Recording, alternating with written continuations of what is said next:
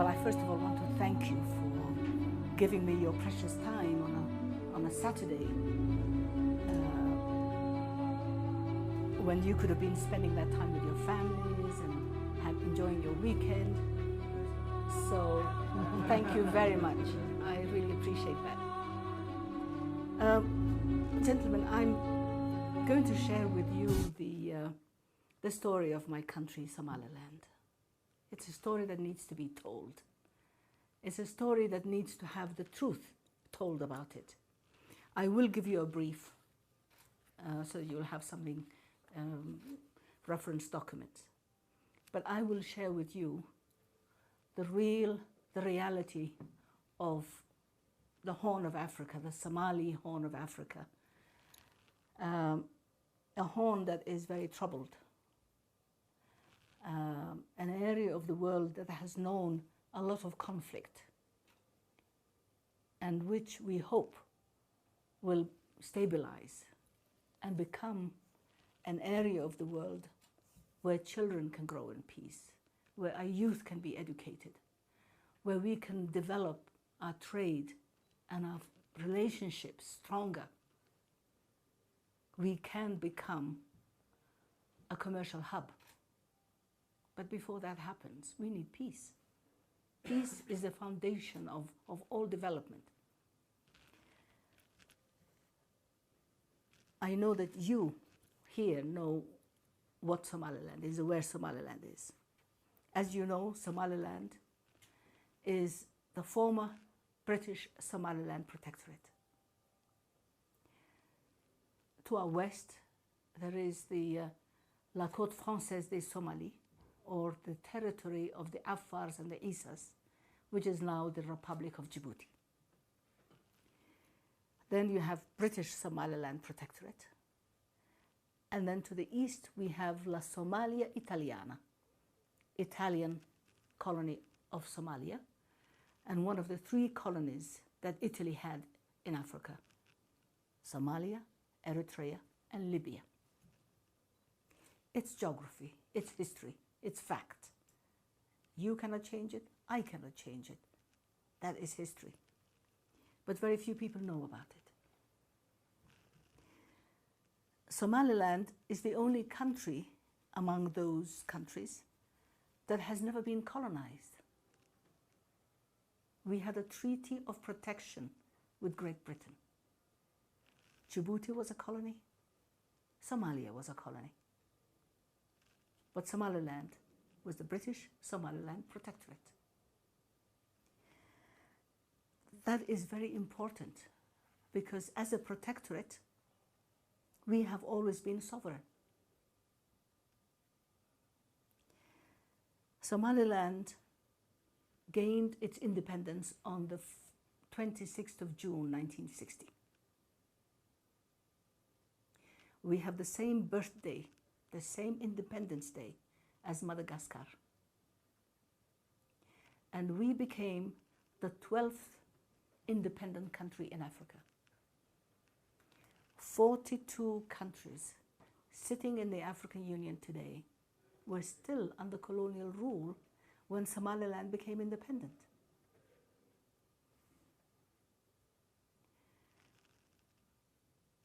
We have, because Somaliland had its sovereignty, we had a very powerful national movements that were campaigning for the independence of all nations. There was the wind of change, the wind of freedom in the late 50s, in the mid 50s, and the time of Kwame Nkrumah, Julius Nyerere, and Jomo Kenyatta, Hastings Banda. These are the people who were campaigning for the independence of the African countries.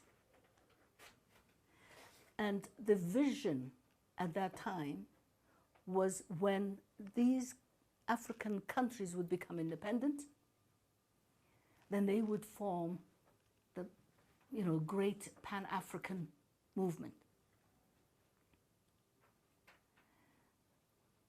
Our people in the 50s had that vision of unity, of cooperation, because unity is strength. Unity brings economic power. It encourages trade. Unity, wanting to unite African nations, was not something that was imposed on us, but it was something that was born out of our leaders, from our leaders, encouraged from our leaders. And our late president, Mohammed Ibrahim Egal, who was also my first husband, was one of the leaders who campaigned for the independence of African nations and Somali nations.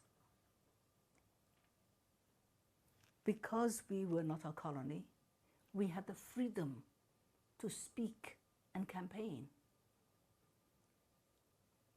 Italy was oppressing the people in Somalia. They could not hold open political campaigns. But we in Somaliland could.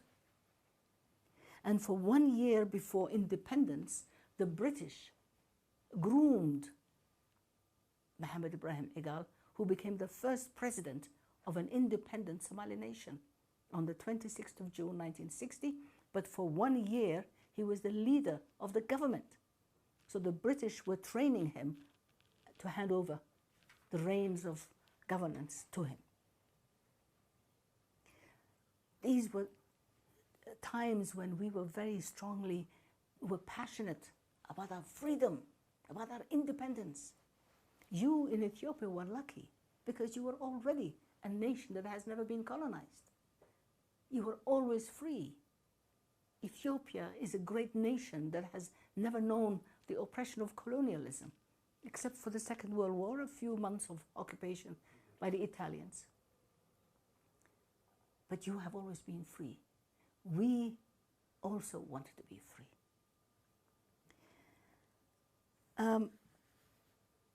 When Somaliland became independent and the date was signed for the independence of Somaliland, we began to campaign for the other Somalis.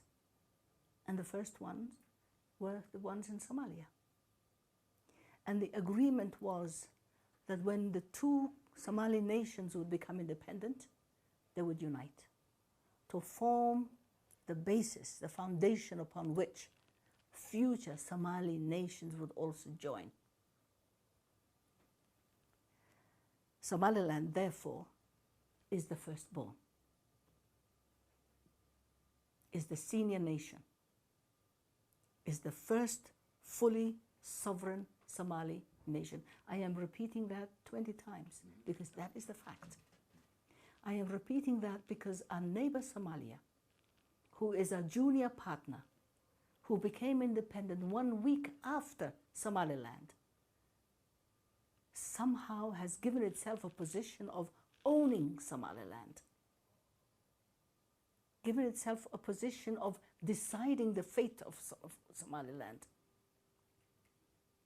Where that has come from, we don't know, because Somalia has never owned Somaliland, has never won Somaliland, has never bought Somaliland.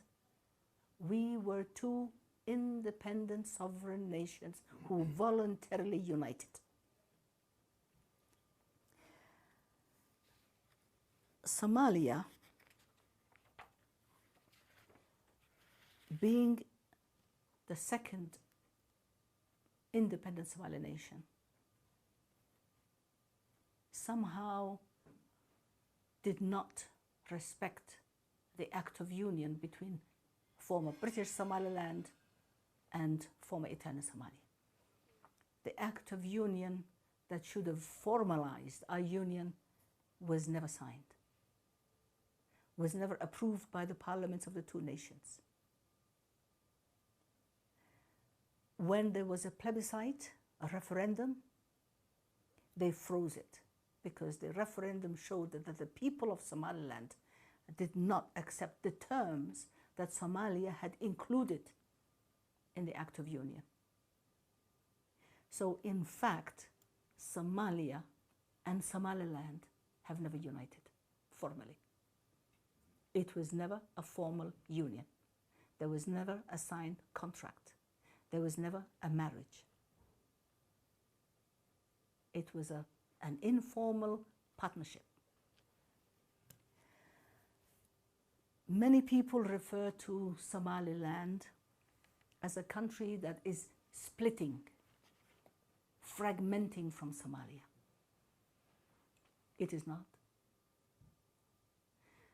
Somaliland is withdrawing from the union it tried to establish with neighboring Somalia. And the territory of Somaliland, the territory of former British Somaliland Protectorate, is as it was designed in 1883. It is the same when we gained our independence on 26 June 1960, and it is the same today. Somaliland is supportive of the African Union Constitution that condemns the fragmentation of nations. Somaliland is not a Biafra. Is not a section that is seceding or breaking away. It's not a breakaway region.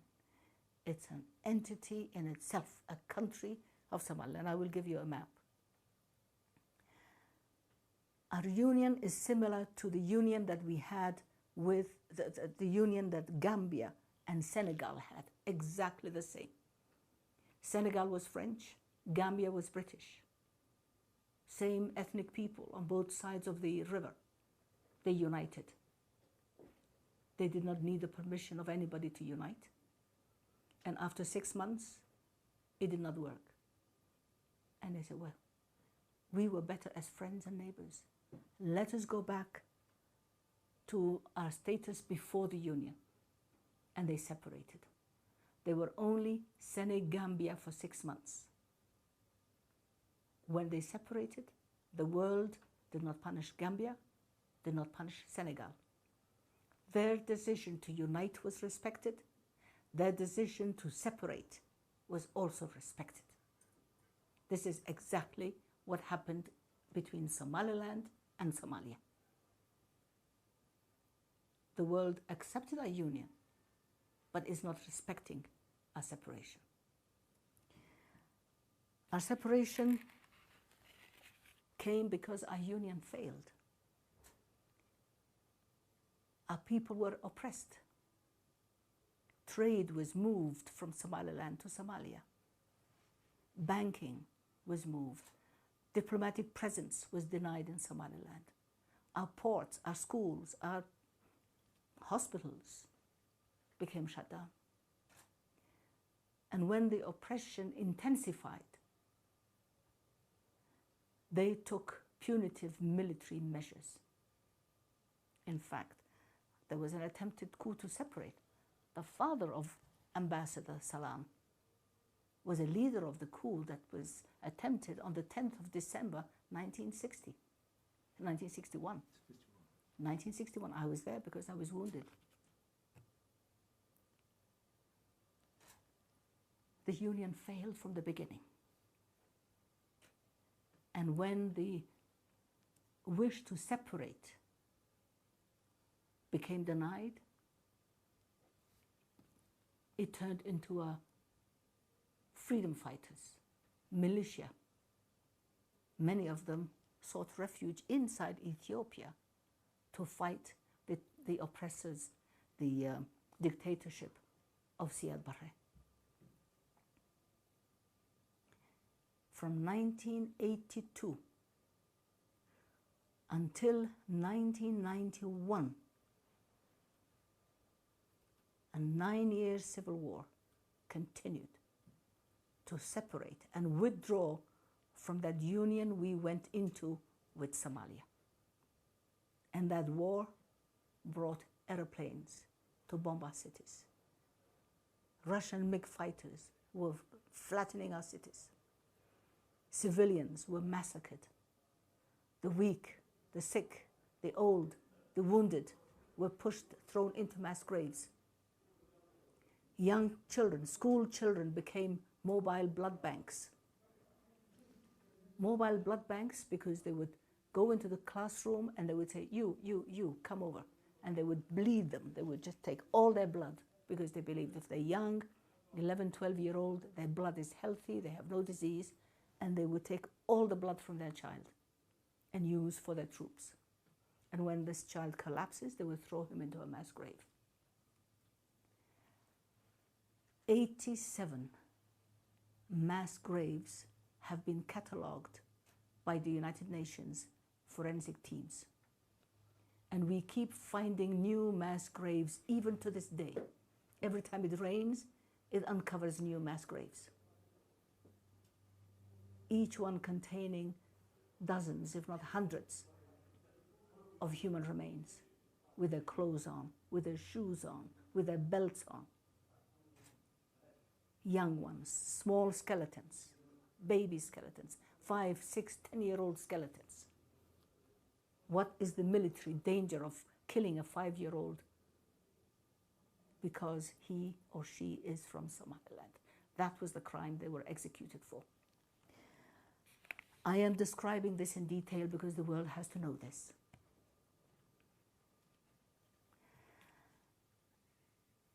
In 1991, 9 years after our civil war ended,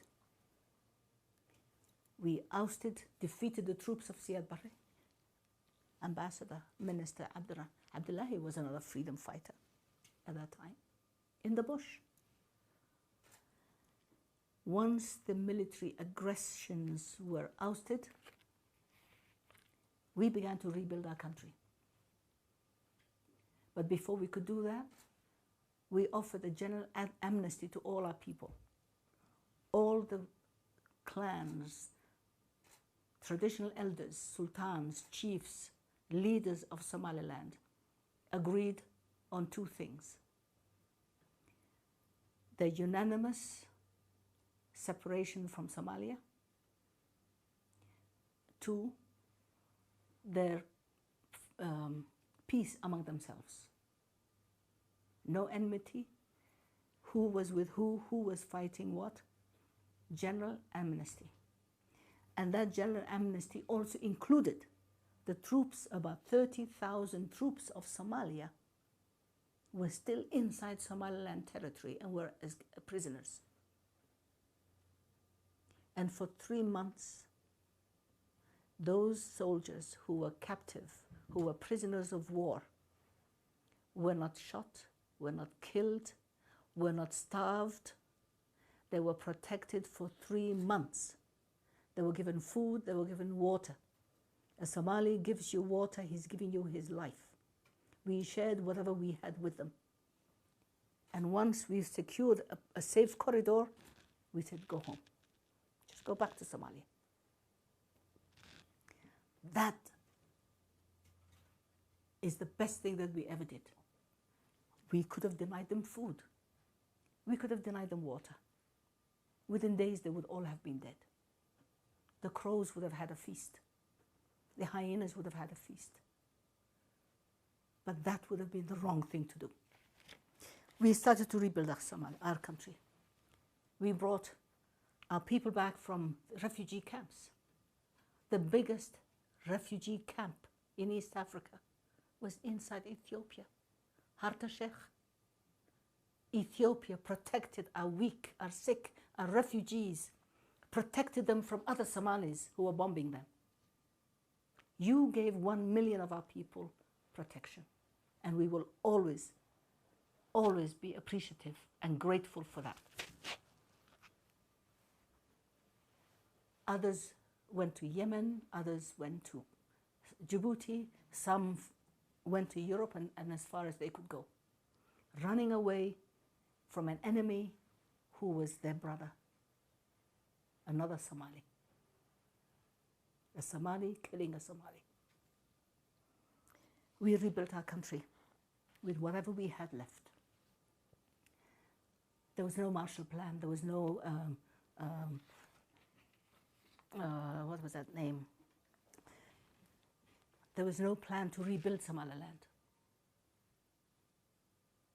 We built it ourselves. There's no IMF. There was no peace dividend. There was no international support to rebuild Somaliland. There was no World Bank. There was no IMF. There was no bilateral aid. We did it with what we had and as best as we could. We developed our constitution. We established law and order. We demobilized our powerful militia that defeated Siad Barre. Not with international troops, but we did it our way, the traditional way. We disarmed a very powerful militia with less than $100,000, paid for by the people, by the community themselves. Our neighbor Somalia has had every nation support it and has failed to demobilize its Shabab and its militia. 28 international nations have been in Somalia. Americans have been there, the Germans were there, the Brits were there, the Ethiopians are there, the Djiboutians are there, the Kenyans are there, the Ugandans are there, the Rwandans are there, the Burundians are there, the Pakistanis were there. 28 nations have given their sons and the blood of their sons to protect Somalia, inside Somalia. And a victory is still not in sight. I don't know how many Ethiopian troops have died there. I don't know how many Americans have died there. Anybody who has watched Black Hawk Down will see the Marines who were dragged in the streets. Today it is Somalia refugees who are in Kenya, Dadaab, who are protected by Kenyans in Kenya.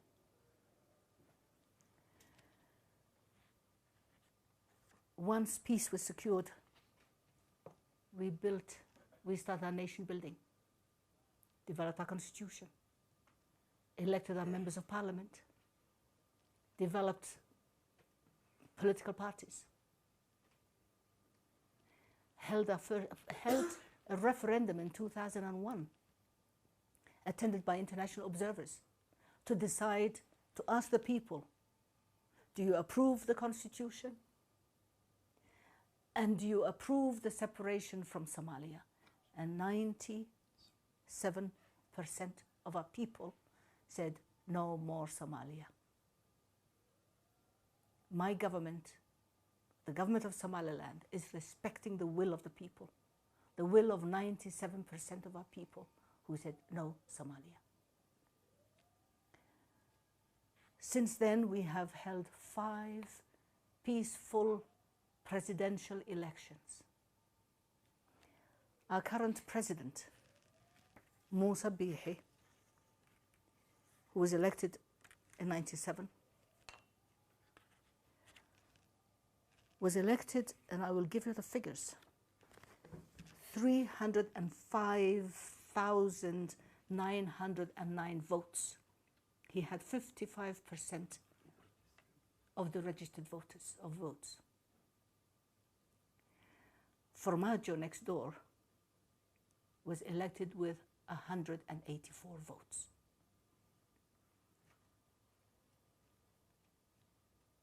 Who is a true president?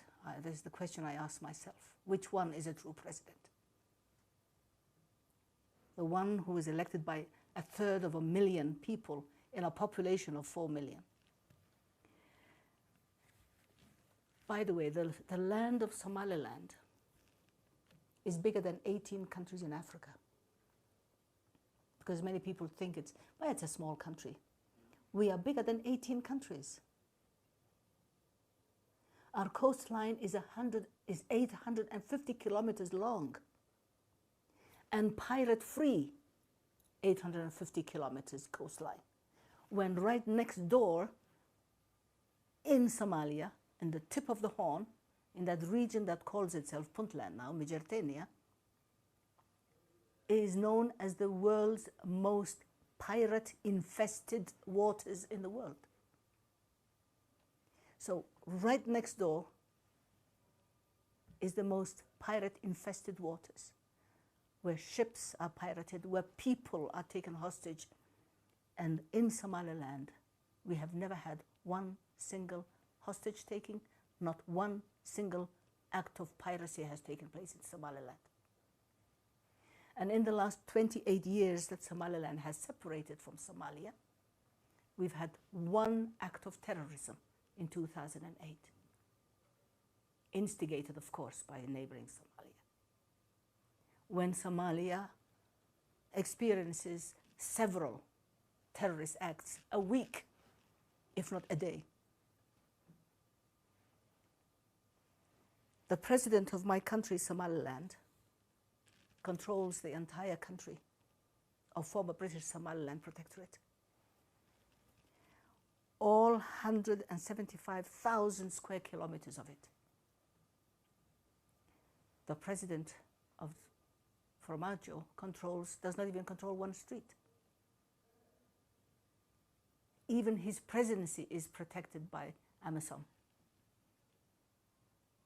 Protected for him.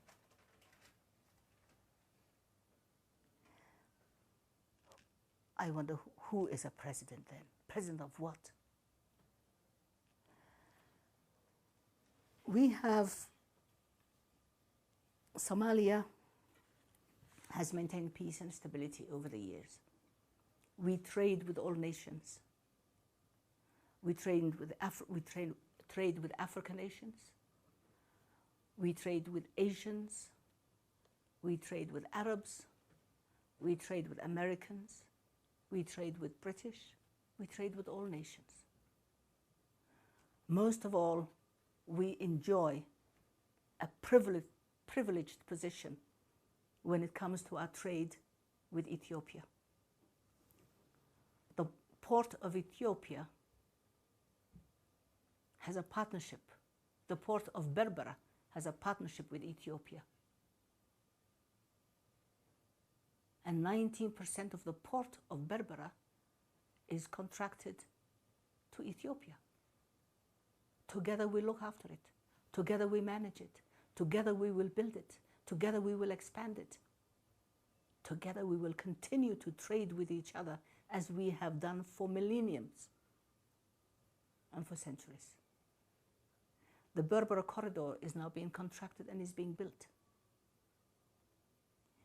Ethiopia is in a very privileged and much appreciated position when it comes to trading with Somaliland.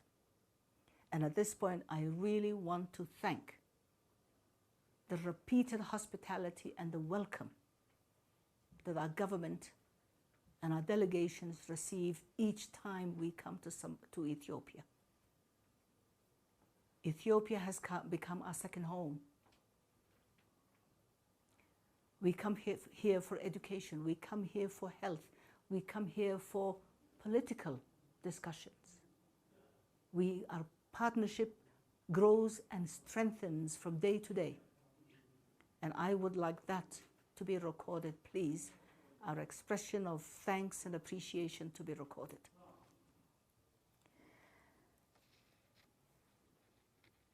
Recently, our president and his delegation traveled to the country of Guinea Conakry, at the invitation of President Alpha Condé. Over the years, Somaliland heads of states, ministers, and delegations have visited over 90 countries. In each one of them, we have received warm, friendly welcome and receptions. Red carpets, presidential salutes, friendship. Our neighbors in Somalia have decided, for reasons unknown to us, to sever relations with Guinea for having welcomed the delegation from Somaliland. Now the question I ask myself is Somalia planning to sever relations with another 90 countries that have welcomed Somaliland? Is it planning to sever relations with Ethiopia, Djibouti, and others? We think this is a great disrespect to the president, who is very much loved by his people and respected by the rest of African governments, President Alpha Conde. It's a great disrespect and an insult to a head of state who cannot be given a dictation about who he can welcome to his country or not. President Alpha Conde does not need the permission of Shabab or terrorists or the heads of failed governments.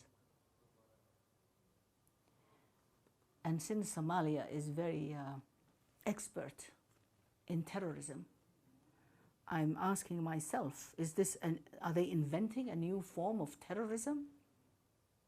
Diplomatic terrorism? Political terrorism? This cannot work in Africa. Heads of states are sovereign and need to be respected as such.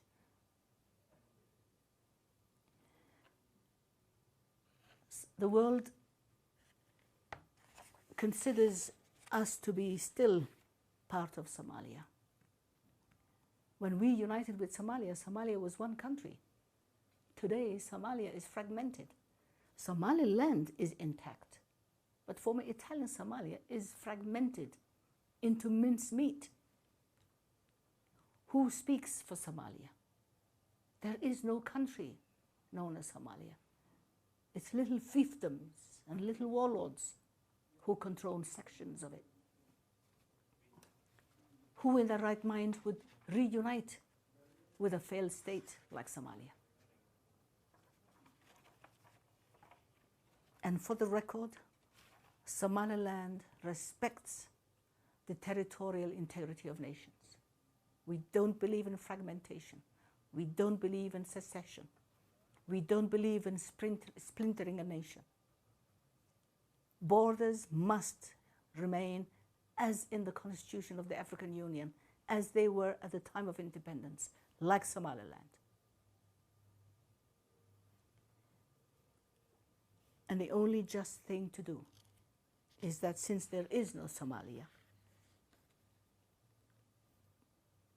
no intact Somalia, no government in Somalia, when Somaliland has been peaceful for 28 years, that's a long track record. There is no going back. There is no reunion with Somalia. We need to have dialogue to establish good neighborly relations, and Somaliland, from its position of strength,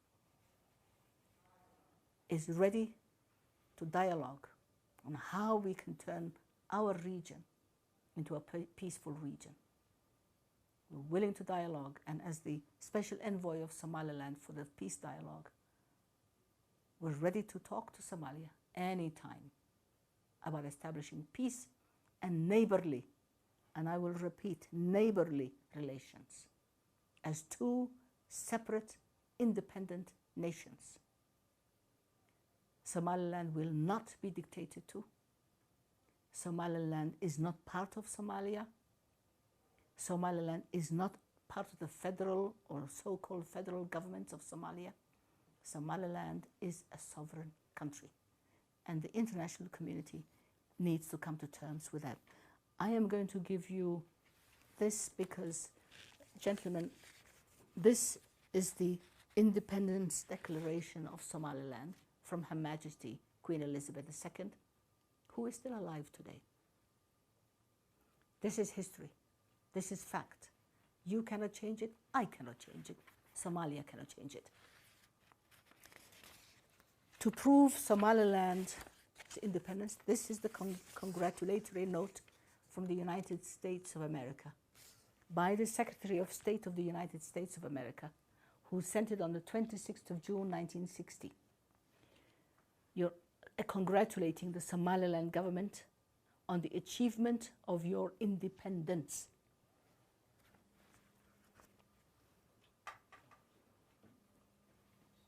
Yeah, on the achievement of your independence in 1960. So when people say Somaliland wants its independence, they don't know what they're talking about. Somaliland has always been independent.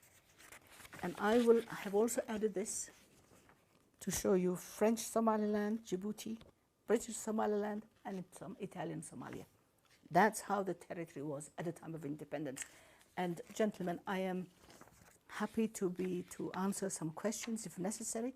I will give you this as a reference, and my colleagues and the Minister of Health, who I should have introduced at the beginning, and I hope you will forgive me for this oversight, are here. We're here on a goodwill, not only for Somaliland, but for the entire Horn. We must be wise. We must build our nations, and we must bring peace to our Horn of Africa. We cannot spend all our energy on fights and weapons and killing. We must learn to build and grow. We must learn to improve. We must reach the development that other nations have reached because of peace and stability. So I thank you for having given me this opportunity to explain the position of my country to you. I hope you will share this with the world, and I'm happy to answer any questions. And of course, you will excuse me because I am 82 years old. If I talk too long, you will forgive me, but that's what grandmothers are for. Thank you. So my first question is, at 82 years old, how do you stay so beautiful and so young? What's the magic? So my second question, your nation is lucky to have you. I've never listened to someone speak so eloquently for a country that we know very little about. I've never been to Somaliland, but I'm tempted to even come by your speech. And I was just listening to trying to watch your TEDx talk, and I was doing your background information because you didn't introduce yourself at the beginning. But it's like listening to it's like poetic justice. So thank you. So my question is, our Prime Minister is known to venture to nations like Sudan and even attempt to bring peace in Yemen, and trying to bridge the gap between Kenya and Somalia. Have you spoken to him? Have you, your president, in terms of having him play a role to bring the kinds of conclusion you want to see between Somaliland and Somalia? Thank you. Your president is my friend. She's my colleague, my friend, and you're very, very lucky and blessed to have a woman president like Sahle. We were diplomats together in Djibouti when she was ambassador. And she's a great woman. I love her very much. Well, I just saw her in Vancouver a few weeks ago. We just kissed. Your prime minister did not forget to try and bring peace. He brought peace between Eritrea and Ethiopia. Who would have imagined, who would have thought that possible a year or two ago? The problem is in Eritrea and in Ethiopia, you have people who can dialogue and speak and understand each other. Our neighbors in Somalia do not want peace because they are gaining from lawlessness. Lawlessness has become their trade. They don't want to come to the table. They don't want to accept anything short of domination or ownership of Somaliland. And this is not going to happen. When Somalia cannot even control its own country, that is the obstacle. We don't have a willing partner. We are ready. And your prime minister did not overlook that. He tried. My president and your prime minister have had several dialogues because together we work on the peace and stability of the Horn. Ethiopia is our biggest partner. That's why we have no pirates. That's why we have no terrorists. Together we keep watch. You sleep because we keep watch. We sleep because you keep watch. We keep watch for each other. Our partners, our neighbors in Somalia do not want peace. Thank you. Regarding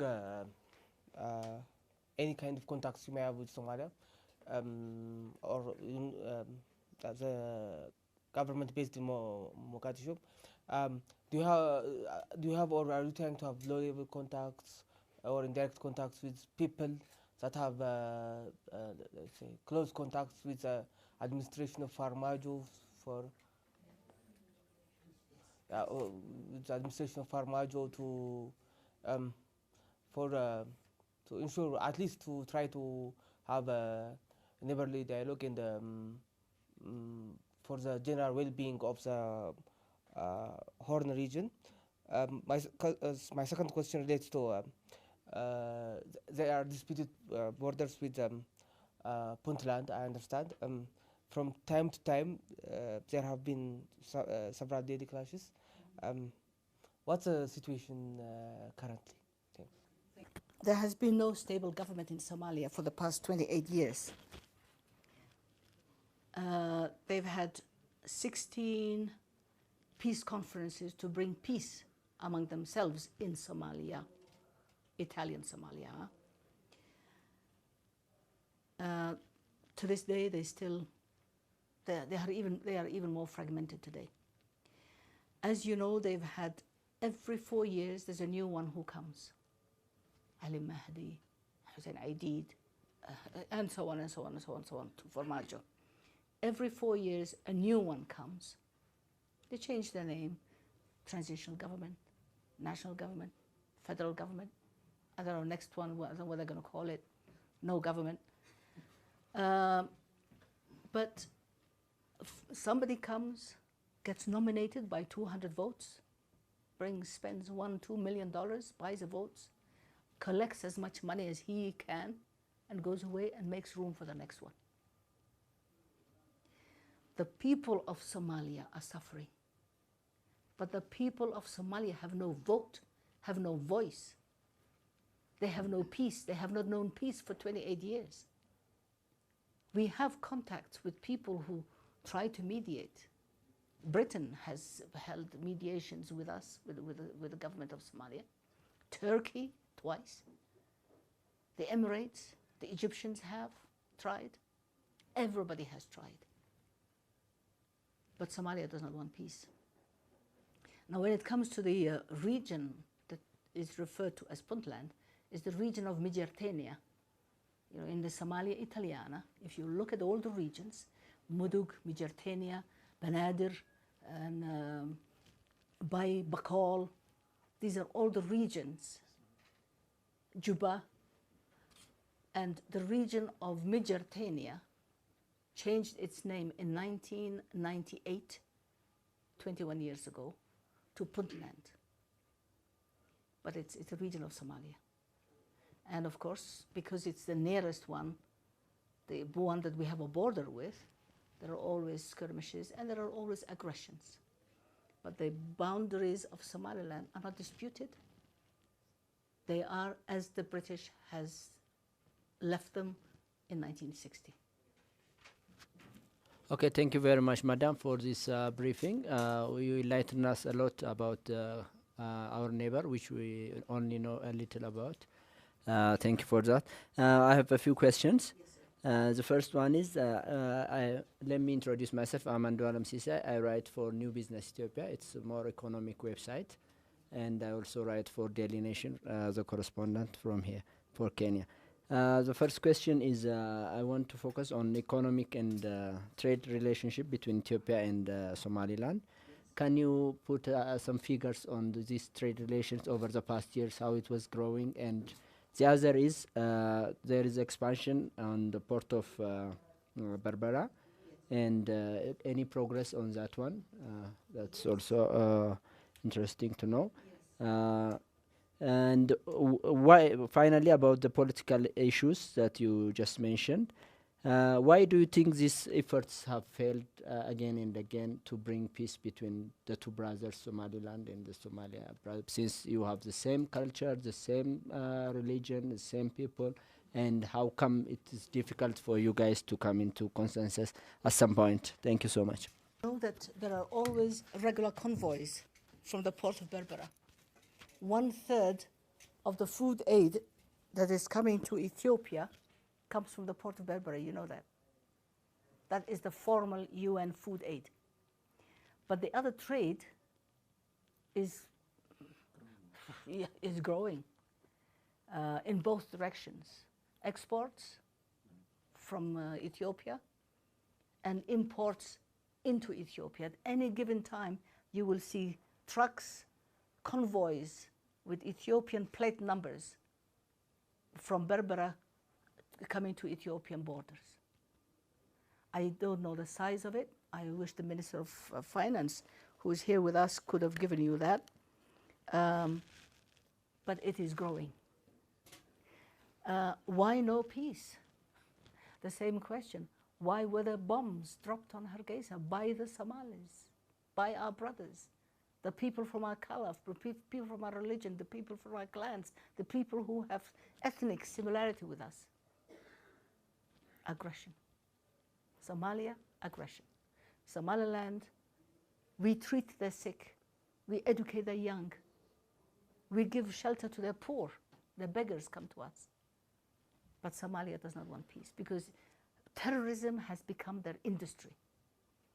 And if they join us, we will, we require peace, stability, discipline, law and order. They don't want that because they gain from lawlessness.